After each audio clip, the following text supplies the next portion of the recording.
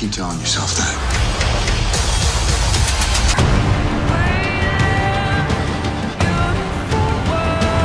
Forget everything you think you know.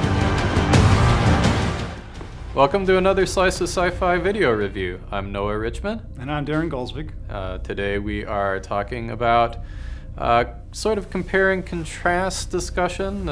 This will be Captain America Civil War and the new X-Men film, X-Men... Apocalypse. Thank you. Yes. Almost said Armageddon. All right, so I guess we'll start off. I mean, Civil War, there's not really, what more is there to say? It's already out and everybody's pretty much saying what we tend to think, which is that it's excellent. Yep. It's very strong. It's impressive how this movie was able to tell so many different, bring so many characters in and yet still give a tight narrative. It's tight, it's cohesive, the action flows, the narrative flows, it's human.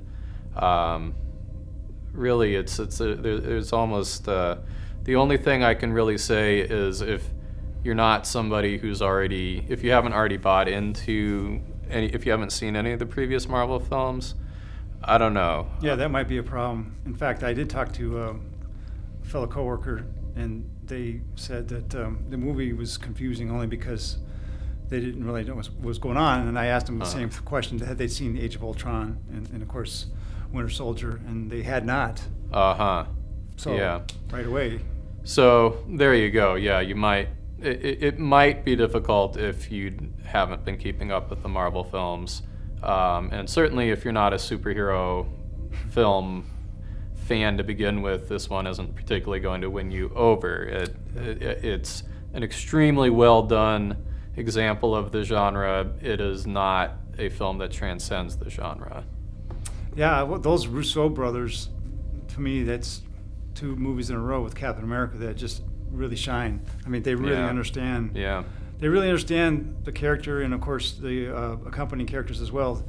And it's better than in some ways Joss Whedon has done, I think. I mean, Joss Whedon, of course, sample size, we have the Avengers, the Ultron Avengers, and, of course, the Agents of S.H.I.E.L.D., which they're all good in their own right. But I just think they've done so well, the Russo brothers. In fact, what I will say is that the Civil War movie makes me appreciate some parts of Age of Ultron a little more.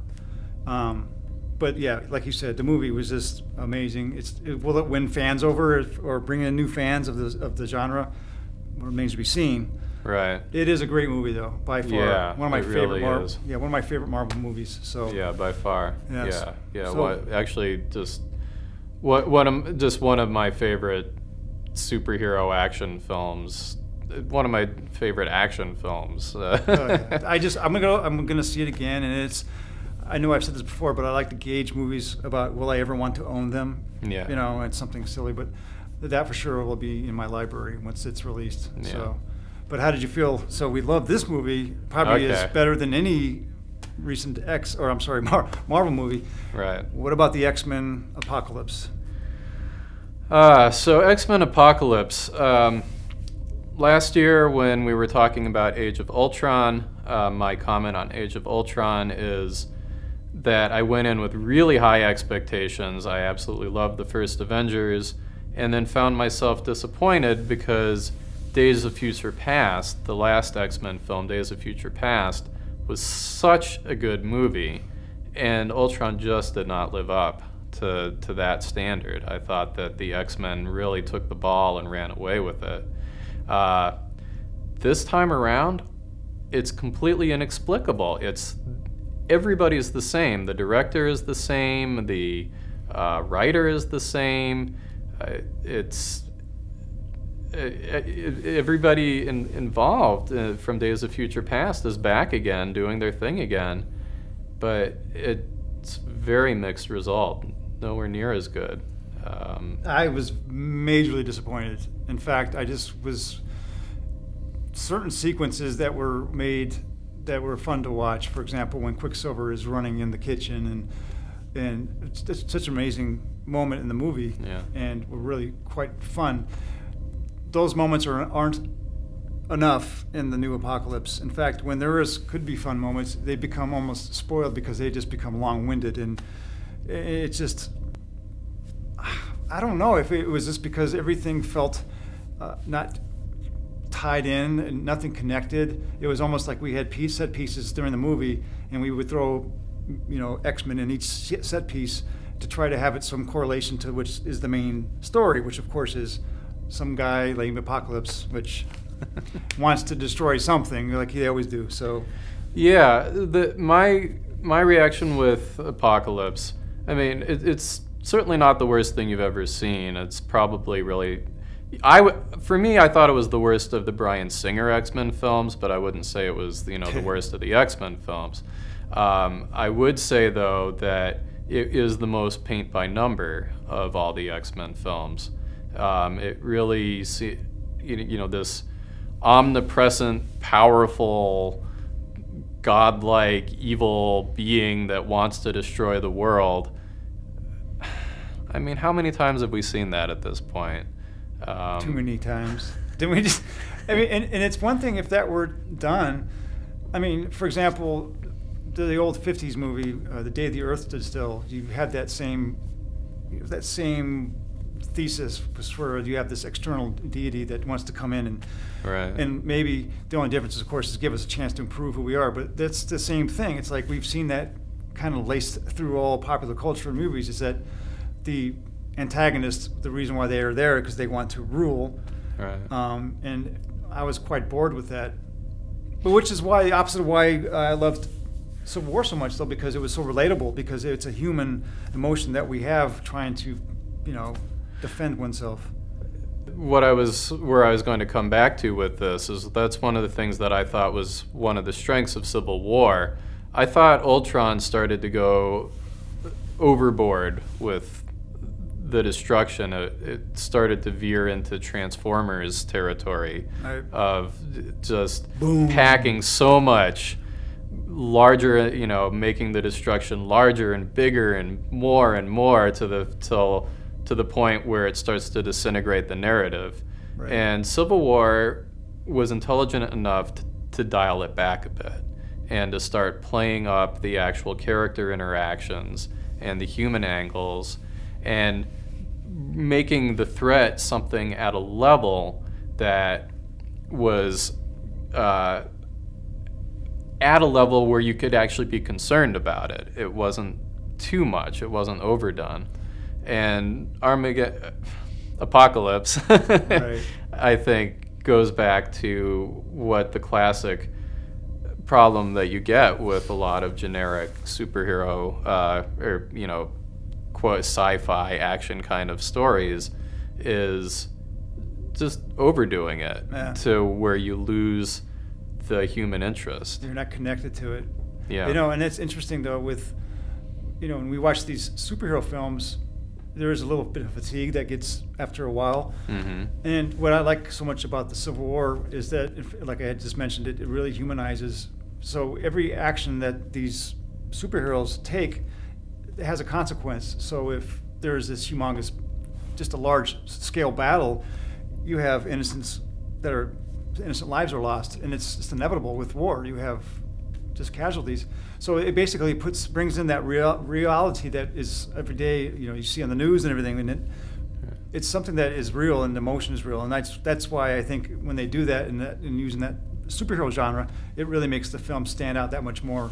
And I can't wait for the next movie that Russo brothers make, which I believe, what is it, the Thanos? Yeah. The new Thanos coming in, the new threat, of course, which is the Infinity Stone or Infinity Gauntlet, whatever you want to call it. Yeah, and I guess one point, and this is an interesting point because remember we were saying we wonder if you just walked into Civil War, would you get as much out of it? The characters in Civil War have all had their own complete movies to flesh them out. The X-Men characters, they're all just jumbled in there, right. And none of them have had a whole film of their own. So I wonder if that could be a contributing factor, because I felt like not only were the characters not fleshed out enough, but also a lot of what was thrown on the screen was a retread of what we've already seen in the past. Like, you're taking up screen time revisiting themes and characters that you've already visited before, and then you're throwing in these other characters who just become background. Well, that's a great case, but in Days of Future Past, that was its own standalone, and there was no, and that movie was so well done, and it felt like two different movies. I mean, two different directors. Yeah. It was almost as if, in fact, I do remember thinking that I can't believe Bryan Singer directed this movie because it was that bad. That mixed. That like, there were parts of the film that I really liked. It just it's Bryan Singer, so of course it's going to be a competently directed film. Yes. But yeah, and it is actually a good point. Days of Future Past also had a jumble of different characters, but somehow it never managed to overwhelm the story, at least for me personally. I just found it a completely engaging film. This time out, everything just felt very formula and kind of jumbled, and like the script was mailed in or something. Yeah. And actually, Days of Futures Past was my favorite movie last summer. Yeah. I mean, it really was well done, and so that's why, for me, I was excited. 2 summers ago, but yeah. 2 summers ago. But that's why I was so excited, because, Singer's new X-Men movie was coming out, and now we had the new characters being brought into the with Phoenix, and of course. Yeah. So, I don't know. Are they going to connect the dots to Brett Ratner's disastrous movie, because that's where the sequences are going? Right. Well, and that's the other thing, is it seemed like it was spending a lot of time trying to reboot everything so they could redo what they missed doing the first time around when Singer walked away to do Superman and Brett Ratner took over. So now they want to make up for that, but they want to make up for that by putting us through a whole new trilogy to retell the story.